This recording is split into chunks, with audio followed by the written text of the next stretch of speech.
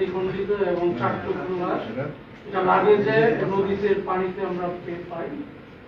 এই লাশটি পাওয়ার পরই আমরা যেটা করি, এখানে আমাদের গোয়েন্দা পুলিশ এবং আমাদের কোতোয়ালি থানা এই লাশের পরিচয় শনাক্তকরণে কাজ করে। আমরা সোশ্যাল মিডিয়াতে বিষয়টি প্রচার করি এবং প্রচার করার পরই আমরা জানতে পারি যে এই ভিকটিম, তার পরিচয় হলো তার বাড়ি ঈশ্বরগঞ্জ, প্রেসিডেন্সি ইউনিভার্সিটি ইংরেজি প্রথম বর্ষের স্টুডেন্ট ছিল।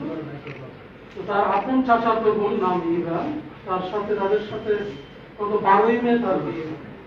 এই চাচাতো বোনের পূর্বে আরেকটি বিয়ে হয় আনুমানিক 3 বছর পূর্বে। এই বিয়ের যে পরবর্তীতে যে ভিকটিম ডিসিজড যে আমাদের গত 2 তারিখে আপনারা জানেন সকাল 8:30 ঘটিকায় আমরা মন্তলা ব্রিজ যেটা বলি, সুতিয়াখালী নদীর যে ব্রিজ, সেই ব্রিজের নিচে আমরা একটি খণ্ডিত লাশ, আমরা যেটা লাগেজের মধ্যে ছিল, সেই লাশটি আমরা উদ্ধার করি। তো আমাদের থানা পুলিশ ঘটনার যখন ইনভেস্টিগেশনে আমরা আরো কিছু চমকপ্রদ তথ্য চলে আসে, আমরা জানতে পারি মূলত তার চাচা, যার নাম ইলিয়াস, উনি তাকে সৌরভকে হত্যা করে। এবং এখানে ইভা তার চাচাতো বোনের সাথে গত 9 মে ঢাকায় একটি বাসায় তাদের গোপনে বিয়ে হয় এবং মেয়েটির পূর্বেও একটি বিয়ে হয় এবং মেয়েটির ওই হাজবেন্ড বর্তমানে কানাডাতে বসবাস বা স্টাডিতে আছেন। তো এই বিষয়টা মেয়ের যে পিতা এবং তার পরিবার এটা ভালোভাবে মেনে নেননি। তো উনি আমাদের ডিসিস্ট 1 তারিখে যখন ময়মনসিংহে আসে, তখন আসে মূলত সে আগের যে বিয়েটা, সেই যে ছেলেটার পরিবারের সাথে কথা বলে যাতে বিয়েটা শান্তিপূর্ণভাবে এটাকে করা যায়, সলভ করা যায়। এই খবরটি যখন ইলিয়াস সাহেব জানতে পারে, তখন তার ছেলে মৃদুলকে দিয়ে ফোন করে তার বাসায় ডেকে নিয়ে আসে।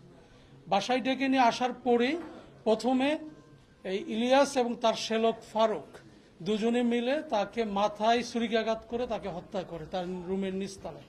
তারপর লাশটাকে তারা আপনার এখানে বাথরুমে নিয়ে লুকিয়ে রাখে এবং পরবর্তীতে আমরা দেখেছি যেটা যে লাশটাকে হাইড করার জন্য গাঙ্গিনাপাড় একটি দোকানে যায়, সেই দোকান থেকে একটা ট্রলি ব্যাগ কিনে এবং কিছু গ্লাভস এবং পলিথিন তারা কিনে এবং এই লাশটাকে তারা এখানে বাথরুমে এনে দিয়ে চাপাতি দিয়ে এটাকে বিভিন্ন খণ্ডে বিভক্ত করা হয়, 4টা খণ্ডে এটাকে বিভক্ত করা হয়।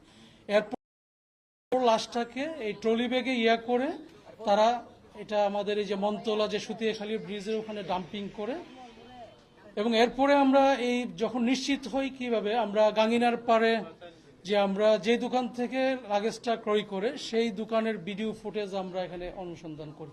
সেখান থেকে আমরা নিশ্চিত হই যে এখানে ইলিয়াস এবং তার শ্যালক ফারুক দুজনে এই ঘটনা ঘটিয়েছে এবং আমরা গত রাত্রে আমাদের ডিবি এবং কোতোয়ালি থানা যৌথভাবে অভিযান পরিচালনা করে ঢাকা থেকে ফারুককে আমরা গ্রেপ্তার করতে সমর্থ হই এবং তারই তথ্যের ভিত্তিতে একদম আমাদের দুবাউরা ইন্ডিয়ার সীমান্তবর্তী এলাকা থেকে মূল যে আসামি এখানে ইলিয়াসকে আমরা গ্রেপ্তার করি এবং তারা প্রাথমিকভাবে স্বীকার করেছে যে এই ঘটনা তারা ঘটিয়েছে। এই ঘটনা মূলত এখানে এই যে গোপনে যে বিয়ের বিষয়টা, এই বিষয়টা এই ইভার পিতা যিনি এই প্রাথমিকভাবে হত্যাকারী প্রতীয়মান হচ্ছে, সে বিষয়টা ভালোভাবে মেনে নেননি, এই জন্যই তাকে হত্যা করেছে মর্মে আমাদের কাছে প্রতীয়মান হচ্ছে।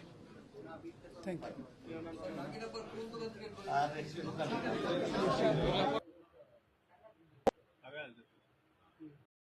বাংলাদেশ সরকারের কাছে এবং উচ্চ আদালতের কাছে যাতে খুব দ্রুত প্রধানমন্ত্রীর কাছে যাতে খুব দ্রুত এই ফাঁসির রায়টা কার্যকর করা হয়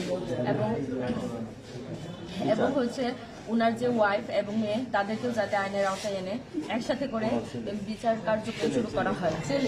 আর আমি শুনেছি ওনার ছেলেও জড়িত আছে, সেক্ষেত্রে ওনার ছেলেকেও যাতে এখানে আনা হয়। একটা ছেলে হচ্ছে গিয়ে ওনার একটা ছেলের বয়স হচ্ছে 7 বছর, আর একটা ছেলের বয়স হচ্ছে গিয়ে 14 থেকে 15 বছর, সে ক্লাস 9-এ পড়ে। আমি জানতে পেরেছি সেই ফোন দিয়ে গেছে আমার ভাইকে, ফোন দিয়ে বাসায় নিয়ে যাওয়া হয়েছে, তাহলে ছেলেও এখানে জড়িত নিশ্চয়ই। সেই জন্য আমি চাচ্ছি তাদের ফুল ফ্যামিলি সহ যাতে আইনের আওতায় তাদের আনা হয়। প্রথমে এই ইলিয়াস এবং তার শ্যালক ফারুক দুজনে মিলে তাকে মাথায় ছুরিকাঘাত করে তাকে হত্যা করে তার রুমের নিচতলায়।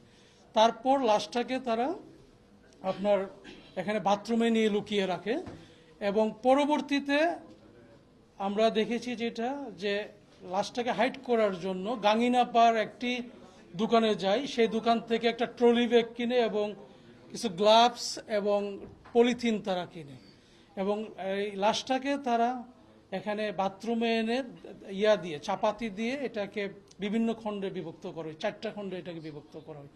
এরপর লাশটাকে এই ট্রলি ব্যাগে করে তারা এটা আমাদের এই যে মন্তলা যে সুতিয়াখালী ব্রিজের ওখানে ডাম্পিং করে এবং এরপরে আমরা এই যখন নিশ্চিত হই কিভাবে আমরা গাঙ্গিনার পাড়ে যে আমরা যে দোকান থেকে লাগেজটা ক্রয় করে সেই দোকানের ভিডিও ফুটেজ আমরা এখানে অনুসন্ধান করি।